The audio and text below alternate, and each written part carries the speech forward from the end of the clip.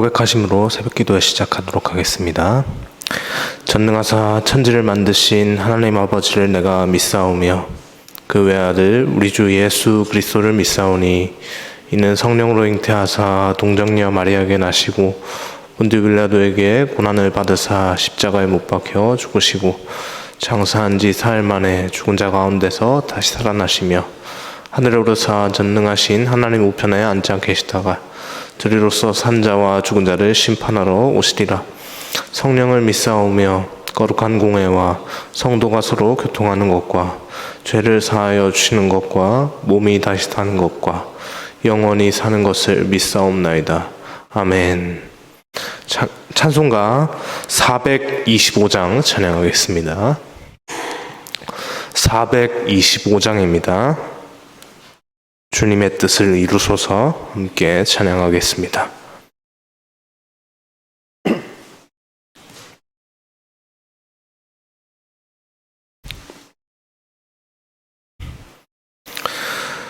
주님의 뜻을 이루소서. 고요한 중에 기다리니 진흙과 같은 날 빚으사 주님의 형상 만드소서. 주님의 뜻을 이루소서. 주님 발 앞에 엎드리니 나의 맘속을 살피시사 눈보다 희게 하옵소서. 주님의 뜻을 이루소서. 병들어 몸이 피곤할 때 권능의 손을 내게 펴사 낭독케 하여 주옵소서. 주님의 뜻을 이루소서. 온전히 나를 주장하사 주님과 함께 동행함을 만민이 알게 하옵소서. 아멘. 아멘.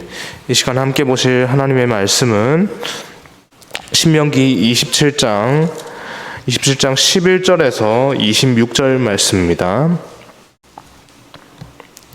신명기 27장 11절에서 26절 말씀 함께 보겠습니다.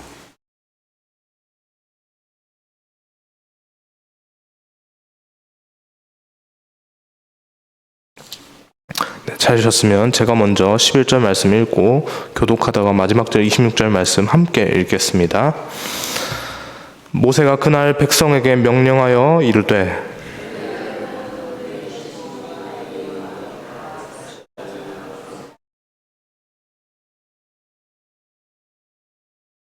르벤과 갓과 아셀과 스불론과 단과 납달리는 저주하기 위하여 에발산에 서고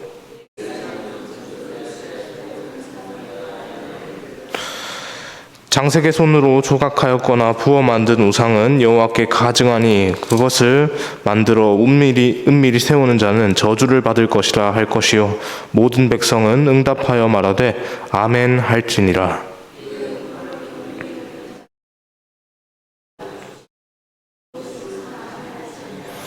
그의 이웃의 경계표를 옮기는 자는 저주를 받을 것이라 할 것이요 모든 백성은 아멘 할지니라.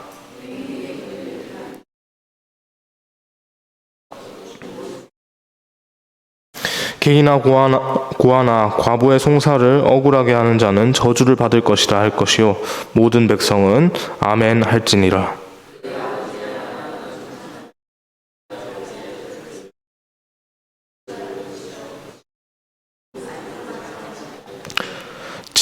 짐승과 교합하는 모든 자는 저주를 받을 것이라 할 것이요 모든 백성은 아멘 할지니라.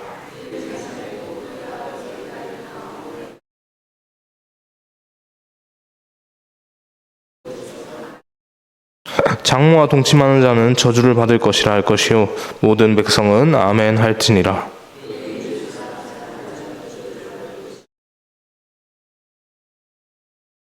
무지한 자를 죽이려고 뇌물을 받는 자는 저주를 받을 것이라 할 것이요 모든 백성은 아멘 할지니라.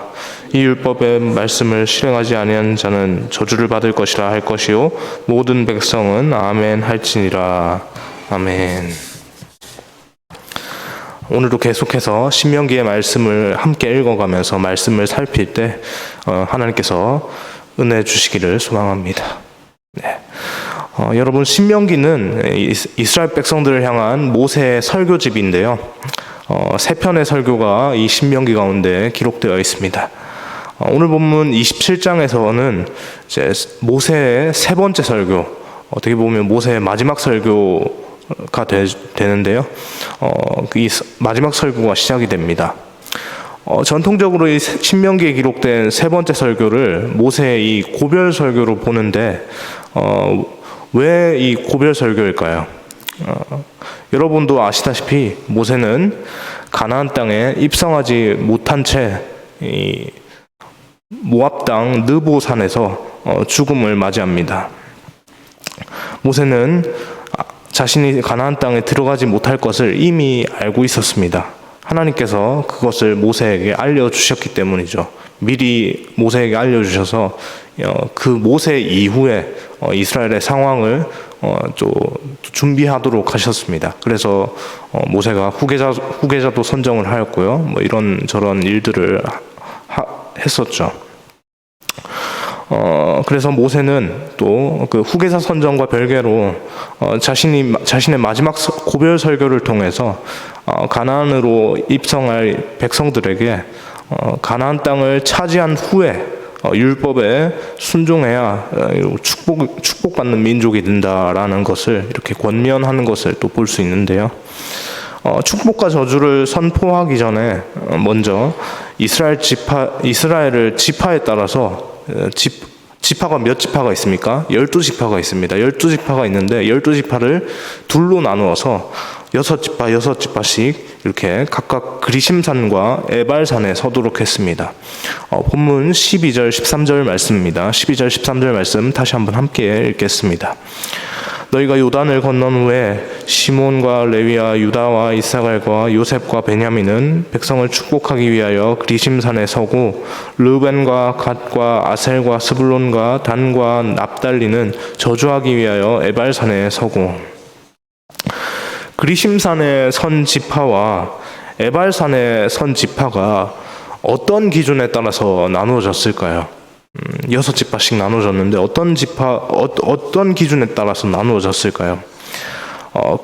그리심산에 선 지파의 면면을 보면 모두 이 야곱에게 두 아내가 있었지 않습니까? 누구였죠? 라헬과 레아였습니다. 그리심산의 선 지파는 이 라헬과 레아의 소생들이었습니다. 그렇게만 하면 사실 6지파가 넘는데 이제 나머지 2지파 보니까 이 르우벤과 스불론은 이 명단에서 제외가 되어서 이제 레아와 라헬의 여종들에게 난 아들들의 지파와 함께 이렇게 반대편 에발산에 서도록 그렇게 되어 있습니다. 축복을 하는 그리심산에 섰다고 축복의 대상이 되거나 저주를 하는 에발산에 섰다고 해서 저주의 대상, 무조건 축복과 저주에 따라서 산에 선 것에 따라서 이 지파는 축복의 산에 섰으니까 축복을 받고 이 지파는 저주의 산에 섰으니까 저주를 받고 하는 것이 아닙니다. 왜냐하면 두 산에서 선포된 축복과 저주는 이스라엘 백성들 전체에게 해당되기 때문이죠. 본문 14절부터는 이제 하나님과의 언약이 파기되었을 때, 하나님과 이제 언약한 것이 파기되었을 때 이스라엘 백성들에게 임할 저주가 언급이 되는데요. 레위 사람이 이 저주를 언급을 하고요. 이스라엘 백성들이 그 저주의 선포가 이제 한 달락씩 끝이 날 때마다 그 끝에 아멘으로 응답함으로써 이스라엘이 언약 백성임을 하나님 앞에 선언하는 일종의 언약 체결식의 모습을 보이고 있습니다. 학자들에 따르면 그리심산과 에발 사이에 있는 이 세겜 골짜기라고 하는 이 골짜기가 있는데, 이 골짜기가 이게 산 울림이 굉장히 좋아서 큰 소리로 야 하고 외치면 산 중턱에서 그렇게 있는 사람들이 그 소리를 들을 수 있었다라고 합니다.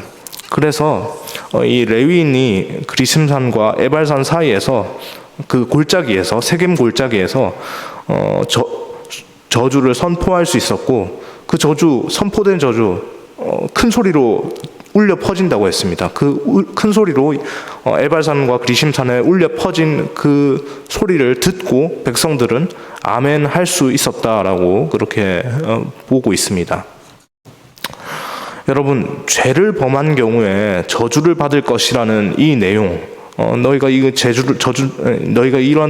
죄를 범한다면 저주를 받을 것이다라고 하는 이 내용에 왜 이스라엘 백성들이 아멘으로 화답해야 하는 것일까요? 좋은 내용입니까? 좋지 않은 내용입니까? 좋지 않은 내용입니다. 이 좋지 않은 내용에 마음이 거리끼지 않습니까? 이런 말씀에 우리가 아멘을 해야 하나 라고 하는 이런 생각들이 얼마든지 그들 가운데 또 있지 않았을까, 그런 생각들을 해보게 되는데, 왜 그들이 이 말씀에 아멘을 해야 하는가를 생각해 본다면 그들의 본성에 끊임없이 죄를 지을 수밖에 없는 죄된 본성이 있기 때문입니다. 죄를 범하는 것이 너무나도 쉬운 그 인간의 본성에 이제 하나님의 말씀이 울려져서 그 본성을 억누르고 그 본성을 거스르고 하나님의 말씀을 굳게 지키게 하기 위해서 이 말씀에 목소리를 내어서 더욱더 큰 목소리를 내어서 아멘이라고 그렇게 오히려 외쳐야 한다라고 하는 겁니다.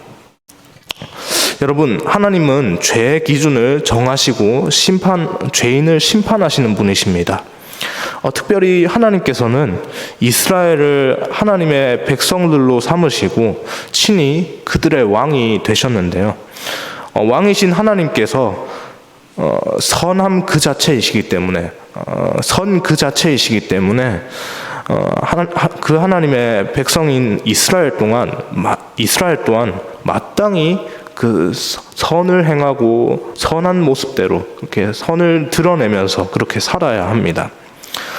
물론 제가 방금 전에도 말씀드렸다시피 우리의 본성은 악한 것들이 남아있기 때문에 악한 본성이 있고 그런 것들이 여전히 계속해서 우리를 지배하려고 하고 있기 때문에 그러한 삶을 사는 것이 쉽지 않습니다.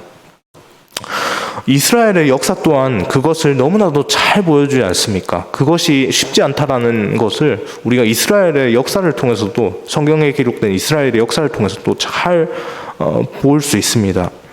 하나님의 백성임에도 불구하고 이제 이때 그렇게 하나님과 언약을 맺었음에도 불구하고, 축복과 저주의 언약을 맺었음에도 불구하고 이 이후에 이스라엘의 역사들, 우리가 성경으로 봐왔던 수많은 이스라엘 역사를 보면 계속해서 하나님께 범죄하고 하나님의 말씀을 불순종하는 그런 모습들을 보였죠. 하나님의 말씀을 떠나는 모습을 보였던 그들의 모습입니다. 어디 그들만 그렇습니까? 오늘 우리 또한 그들과 다르지 않죠. 하나님의 말씀대로 살아야 하는 것을 이 머리와 이 가슴으로 너무나도 잘 알고 있음에도 불구하고, 그럼에도 불구하고 날마다 무너지는 한계에 직면하지 않습니까? 교회 말씀 들으면서 이대로 이렇게 살면 안 되는데 라고 하면서도 매일의 삶에서 죄에 무너지는 우리의 모습을, 그런 현실들을 우리가 날마다 직면하게 되고, 어쩌면 매일 같은 부분에 반복되는 같은 부분에 어제 넘어졌던 그 죄의 부분, 근데 오늘 또 그 죄의 부분에 반복적으로 또 넘어지고요. 계속해서 그렇게 연약한 모습들을 우리가 직면하면서 살아가는지도 모르겠습니다. 그러나 분명한 것은 이 듣기에 거슬리는 이 심판의 경고 메시지도 귀담아 듣고 아멘으로 받을 때, 아멘으로 받을 때 그렇게 우리 신앙이 바르게 성장할 수 있다는 것입니다. 왜냐하면 이 아멘이라는 고백 안에 우리의 은밀한 것까지도 모두 아시는 하나님에 대한 믿음과 순종의 결단이 있기 때문입니다. 이것이 성도를 성도답게, 교회를 교회답게 합니다.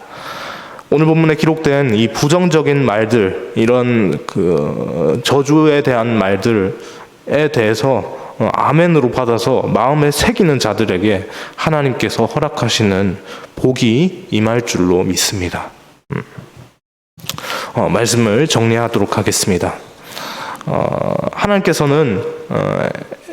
하나님께서 에발산에서 12가지의 오늘 본문에 언급된 죄가 12가지의 죄입니다. 12가지의 죄와 저주를 선포하신 이유는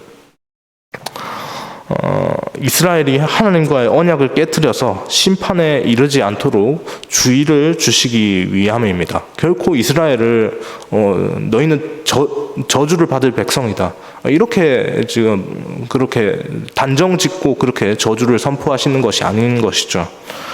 축복과 징계의 기준은 하나님의 말씀에 대한 순종의 여부입니다. 축복의 말씀만 따르는 것은 어떻게 보면 또 한편으로 또 어린아이의 신앙입니다. 그 어린아이의 신앙에서 우리가 한 단계 성장하려면 어떻게 해야 합니까? 축복의 말씀만 따를 것이 아니라 이 저주의 말씀 또한 귀담아 들어서 저주의 말씀에 기록된 이 하나님께서 하지 말라는 것, 그것에 대해서 철저하게 경계하는 모습들, 철저하게 구별되는 모습들로 그렇게 살아가야 하는 것이죠. 이것이 바로 한 단계 더 성숙된 신앙, 하나님께서 원하시는 신앙의 모습일 줄로 믿습니다. 타락한 인간에게는 죄로 향하는 본성이 있기에 이 말씀을 듣는 우리의 마음은 늘 불편합니다. 왜 이렇게 하지 말라는 게 맞는가라고 그렇게 생각이 들 때가 있고, 왜 이렇게 힘든 것들이 자꾸 하나님께서 우리가 하기 힘든 걸 자꾸 요구를 하시는 건가라고 하는 그런 생각들이 드는 것이 사실이죠. 그러나 이 마음을 불편하게 하는 이 저주의 말씀까지 마음에 새기고 항상 아멘으로 순종하는 것이 죄를 멀리하는 지혜입니다. 왜 이 아멘 하는 것이 죄를 멀리하는 지혜이냐 하면 우리 힘으로가 아닌 하나님의 말씀으로 그 죄를 이겨내게 하는 것이 이 아멘의 힘이기 때문입니다.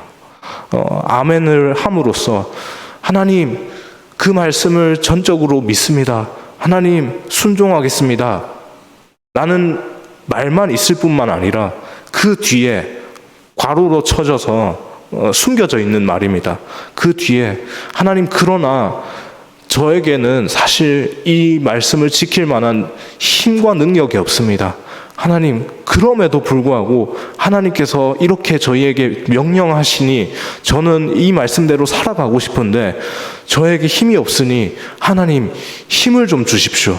능력을 좀 주십시오. 하나님 말씀대로 살고 싶습니다. 라고 하는 이 고백이 이 아멘에 숨겨져 있기 때문에 그런 것이죠. 이 고백을 함으로써 우리는 죄로부터 철저하게 구별되고 하나님의 백성답게 살아가면서 죄를 이겨낼 수 있습니다. 하나님께서 어떤 말씀을 하시든 모든 말씀에 아멘으로 응답하고 또 그 말씀에 순종할 수 있는 우리 모두가 되기를 주님의 이름으로 소망합니다. 그러한 우리의 모습들을 보시고 하나님께서 기뻐하실 줄 믿습니다. 기도하겠습니다. 사랑의 주님, 감사합니다. 하나님, 우리의 삶이 참 죄된 본성이 많아서 하나님 우리의 삶 곳곳에 우리가 알게 모르게 하나님 앞에 짓는 여러 가지 죄들이 너무나도 많음을 고백합니다. 하나님, 그 죄들로부터 날마다 구별되려고 하지만 하나님, 우리의 힘으로 또한 그렇게 자유롭게 그것에서 구별되지 못함을 하나님 날마다 절감하며 살아갑니다. 하나님, 오늘 말씀을 붙잡으며 나아갈 때 하나님, 우리 가운데 아버지 우리의 삶 가운데 하나님의 말씀에 대한 아멘의 고백이 항상 살아 넘치게 하여 주옵소서. 그 아멘, 하나님께서 하지 말라라고 하는 이 고백, 이 말씀에 대한 이 아멘을 통해서 하나님, 우리에게 결코 이것들을 이겨낼 힘이 없지만 하나님께서 우리와 함께 하시고 하나님께서 붙잡고 계심으로 하나님, 능력의 주 하나님께 하나님, 우리가 아뢰오니 하나님 힘을 주옵소서라고 하는 이 고백이 우리 삶 가운데 날마다 넘치게 하여 주옵소서. 그것을 통해서 그 하나님께 아멘으로 올려드리는 것을 통해서 우리의 힘이 아닌 전적인 하나님의 힘으로, 하나님의 능력으로 우리 삶이 하나님 보시기에 거룩한 삶 되도록 그렇게 나아갈 수 있도록 인도하여 주옵소서. 이것을 통해서 온전히 하나님만 영광 받기를 간절히 소망하오며 이 모든 말씀 살아계신 예수님의 이름으로 기도합니다. 아멘.